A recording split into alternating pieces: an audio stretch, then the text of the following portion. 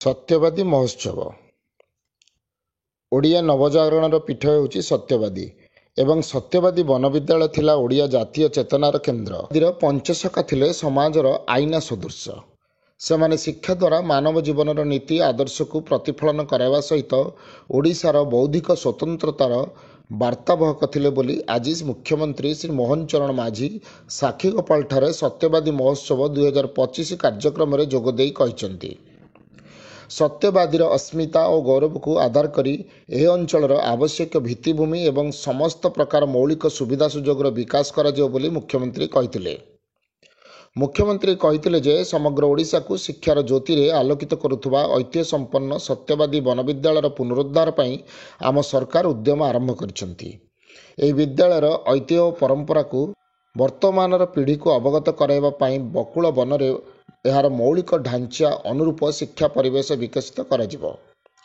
ବକୁଳ ବନ ଓ ସତ୍ୟବାଦୀ ବନବିଦ୍ୟାଳୟର ପୁନରୁଦ୍ଧାର ଓ ବିକାଶ କରାଯାଇ ଏହାକୁ ଏକ ଐତିହ୍ୟ ପର୍ଯ୍ୟଟନ କ୍ଷେତ୍ରରେ ପରିଣତ କରାଯିବ ବୋଲି ସେ ମଧ୍ୟ କହିଥିଲେ। ସେ ପୁଣି କହିଥିଲେ, ଏଥିସହିତ ସାକ୍ଷୀଗୋପାଳ ମନ୍ଦିର ଏବଂ ଏହାର ପାରିପାର୍ଶ୍ୱିକ ଅଞ୍ଚଳର ମଧ୍ୟ ବିକାଶ କରାଯିବ।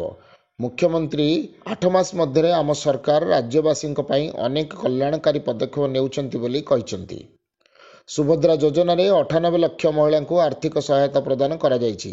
ପ୍ରବାସୀ ଭାରତୀୟ ଦିବସରେ ଯୋଗ ଦେଇଥିବା 70ରୁ ଊର୍ଦ୍ଧ୍ୱ ଦେଶରୁ ଆସିଥିବା ପ୍ରବାସୀ ଭାରତୀୟମାନଙ୍କୁ ପୁରୀର ସୌନ୍ଦର୍ଯ୍ୟ ବିମୋହିତ କରିଛି। ବିକଶିତ ଓ ସମୃଦ୍ଧ ଓଡ଼ିଶାର ଏହା ଏକ ପ୍ରମୁଖ ଅଂଶ। ପୁରୀ ଜିଲ୍ଲାର ବିକାଶରେ ସତ୍ୟବାଦୀର ପ୍ରମୁଖ ଭୂମିକା ରହିବ। ସତ୍ୟବାଦୀର ଅସ୍ମିତା ଓ ଗୌରବକୁ ଆଧାର କରି ଏ ଅଞ୍ଚଳର ଆବଶ୍ୟକ ଭିତ୍ତିଭୂମି ଓ ମୌଳିକ ସୁବିଧା ସୁଯୋଗର ବିକାଶ କରାଯାଇ ସତ୍ୟବାଦୀକୁ ବିକଶିତ ଓଡ଼ିଶା ଗଠନର ମୁଖ୍ୟ ସ୍ରୋତରେ ସାମିଲ କରାଯିବ। କାର୍ଯ୍ୟକ୍ରମରେ ପୁରୀ ସାଂସଦ ଡକ୍ଟର ସମ୍ବିତ ପାତ୍ର, ସତ୍ୟବାଦୀ ବିଧାୟକ ଶ୍ରୀ ଓମ୍ ପ୍ରକାଶ ମିଶ୍ର ଓ ପିପିଲି ବିଧାୟକ ଶ୍ରୀ ଆଶ୍ରିତ ପଟ୍ଟନାୟକ ପ୍ରମୁଖ ସତ୍ୟବାଦୀର ବିକାଶ ସହିତ ସମୃଦ୍ଧ ଓଡ଼ିଶା ଗଠନ ଲକ୍ଷ୍ୟ ପୂରଣ ଦିଗରେ ସମସ୍ତ ମିଳିମିଶି କାମ କରିବା ପାଇଁ ଆହ୍ୱାନ ଦେଇଥିଲେ।